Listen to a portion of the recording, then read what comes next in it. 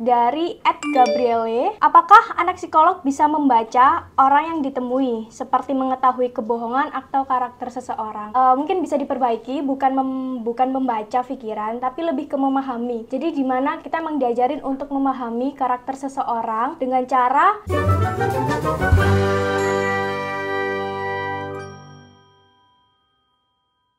Hai semuanya, kenalin aku Evita. Aku adalah salah satu mahasiswi dari jurusan Psikologi semester 3 dari Universitas 17 Agustus 1945 Surabaya. Nah, kali ini saya bareng NoDots bakal jawab pertanyaan kalian yang sudah kalian tulisin tentang jurusan psikologi di Instagramku dan juga Instagramnya NoDots. Langsung lanjut aja ya untuk jawab pertanyaannya. Yang pertama ini dari @citra16. Halo Kak Vita, apakah di jurusan psikologi lebih dominan laki-laki daripada perempuan? Atau apakah sebaliknya? Kalau di kampus aku pribadi ini lebih dominan ke perempuan ya daripada cowoknya. Langsung lanjut aja untuk pertanyaan yang kedua dari @manusia_keren_9. Apa matkul favorit selama belajar psikologi dan apa alasannya? Kalau untuk aku pribadi, aku lebih suka banget sama mata kuliah observasi dan wawancara. Dan di situ tuh dimana kita belajar secara teori, kemudian bener-bener dipraktekin dalam kehidupan. Waktu itu aku pernah dapat suatu pengalaman, yaitu aku bisa berinteraksi langsung dengan ODGJ. Jadi benar-benar mata kuliah tersebut itu bisa diimplementasikan beneran gitu loh. Pertanyaan ketiga dari @maya.l__. Apakah lulusan S1 psikologi hanya bisa jadi psikolog? Kalau enggak, karir seperti apakah yang cocok untuk lulusan S1 psikologi? Nah, kalau bisa dikatakan jadi psikolog itu sebenarnya harus minimal pendidikannya S2 ya. Kalau misalkan hanya lulusan S1, mungkin kalian bisa jadi HRD, asisten psikolog, atau mungkin bisa jadi guru BK, kayak gitu. Kemudian langsung lanjut aja untuk pertanyaan keempat dari @gabriele. Apakah anak psikolog bisa membaca orang yang ditemui, seperti mengetahui kebohongan atau karakter seseorang? Mungkin bisa diperbaiki, bukan membaca pikiran, tapi lebih ke memahami. Jadi dimana kita emang diajarin untuk memahami karakter seseorang dengan cara kita melihat perilaku atau rangsangan-rangsangan yang dia berikan. Dan sebenarnya kita juga bukan membaca sih, kita memang memahami dari apa yang teman-teman biasanya kasih informasi ke psikolognya gitu. Kelima dari @smaulex9982. Halo Min, di jurusan psikologi ada hitung-hitungan matematika kah? Ada dong. Mungkin di semester yang pernah aku lewatin sebelumnya tuh masih belum ada. Dan mungkin di semester kedepannya tuh ada, namanya tuh statistika, kayak gitu. Pertanyaan keenam dari @f3r4b1g3zz.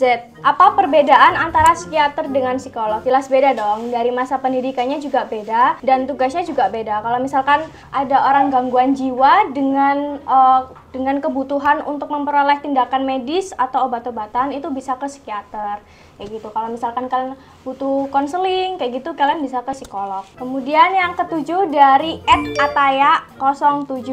Apa sih tandanya seseorang yang sudah berdamai dengan diri sendiri? Mungkin aku nggak jago buat kata-kata ya, tapi berdasarkan pengalaman pribadi aku, ketika sudah mulai berdamai dengan diri sendiri ini, contohnya kayak misalkan kita udah bisa memaafkan diri sendiri, kita bisa mengikhlaskan kesalahan yang pernah kita buat diri sendiri atau mungkin menyakiti orang lain kayak gitu. Dan yang ketiga, mungkin aku rasa kayak kita bisa bersyukur gitu loh. Bersyukur kalau misalkan seseorang atau diri kita sendiri nih sebenarnya juga punya kelebihan yang bisa kita gunain untuk nutupin kekurangannya. Jadi lebih kayak sayang sama diri sendiri kayak gitu. Kemudian yang nomor 8 dari @hnfco. Apakah mahasiswa jurusan psikologi bisa mendiagnosis seseorang yang mengalami gangguan psikologis? Jelas nggak bisa ya, karena yang boleh untuk mendiagnosis seseorang memiliki gangguan psikologis itu hanya psikolog ataupun psikiater. Bahkan untuk jadi psikolog itu harus minimal S2, jadi mahasiswa jelas nggak boleh sih. Pertanyaan nomor 9 dari @bagaspttra__. Adakah perubahan diri setelah kuliah psikologi? Jelas ada. Kalau untuk pengalaman pribadi aku, di sini aku lebih bisa memahami seseorang, gimana cara berinteraksi sama orang diam, gimana bisa berinteraksi dengan orang yang banyak omong atau sebaliknya kayak gitu. Dan sebenarnya juga banyak lagi kayak benar-benar meningkatkan rasa empati dalam diri sendiri kayak gitu. Untuk pertanyaan nomor 10, ini dari @alvn SHPTR. Setelah lulus, apa karir yang akan diambil? Apakah lanjut S2? Kalau untuk aku, kalau misalkan ada biaya atau ada rezeki, mungkin aku bakal lanjut S2 untuk ambil psikologi industri. Pertanyaan nomor 11 dari @our_name16. Pandanganmu pada Gen Z yang selalu bawa mental health di tiap masalah yang sebenarnya dia bisa lewati. Emang sih sebenarnya sekarang kalau dilihat-lihat Gen Z ini lebih sering kalau ada masalah selalu bawa mental health. Tapi sebenarnya emang semua orang kan punya masalah. Nah, tapi kalau misalkan masalah kalian ini udah mengganggu kegiatan kalian sehari-hari selama berminggu-minggu atau bahkan berbulan-bulan, pokoknya kalau kalian ada masalah terus bener-bener bikin memberi dampak pada kegiatan kalian, itu mungkin kalian bisa langsung aja konsultasikan ke psikologi. Nah, kalau misalkan enggak, mungkin emang kalian butuh waktu aja buat nyelesain masalahnya gitu. Kalau misalkan ada dampak, kalian pasti dan harus wajib sih untuk ke psikolog buat konseling masalah kalian. Untuk pertanyaan nomor 12 ada dari @muhammadbaktia. Pribadi yang perfeksionis ada negatif dan positifnya. Bisa dijelaskan cara mengatasi negatifnya? Sesuai sama pengalaman pribadi aku, cara ngatasinya itu untuk gak berekspektasi tinggi terhadap orang lain ataupun diri sendiri. Sadar kalau misalkan gak semua ini harus dan sesuai dengan kemauan kita. Dan yang kedua, mungkin kita lebih memilih tujuan yang secara lebih realistis aja sih, sesuai dengan kemampuan kita atau kemampuan individu lain kayak gitu. Kemudian yang nomor 13 dari @arifinimam8. Apa yang mendorong kamu memiliki fakultas psikologi? Kayak jujur li, aku dulu pernah mikir masuk psikologi itu karena mau berobat jalan. Nah, tapi sekarang aku masih belum bisa membenarkan stigma tadi karena aku masih semester awal. Tapi aku ada alasan lain karena kenapa masuk psikologi. Mungkin lebih kayak pengen memahami orang lain, karena dimana jurusan psikologi kan objeknya manusia, dan dimana ada manusia mungkin kita bisa belajar banyak hal. Pertanyaan nomor 14 dari @piknikdw. Kalau ada orang yang mengagumimu, apa respon dan tanggapan kamu? Ya mungkin jawabannya cuma satu kata sih, seneng dong, gitu aja.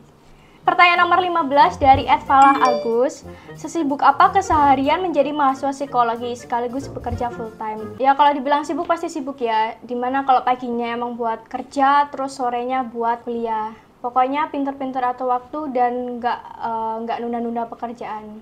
Pasti semuanya bakal lancar.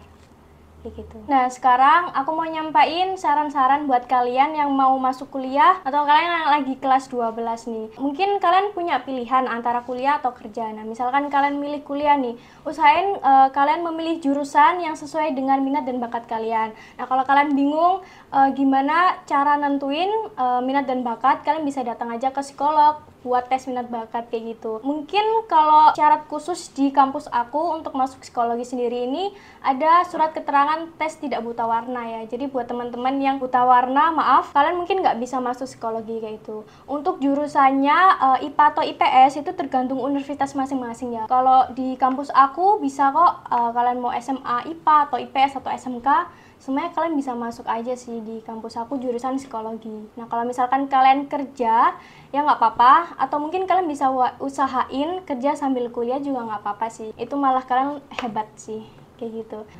Oke, terima kasih atas pertanyaan-pertanyaan yang sudah kalian ajuin. Saya Evita bersama No Dots, pamit undur diri. Sampai jumpa di Bedah Jurusan episode selanjutnya. Bye!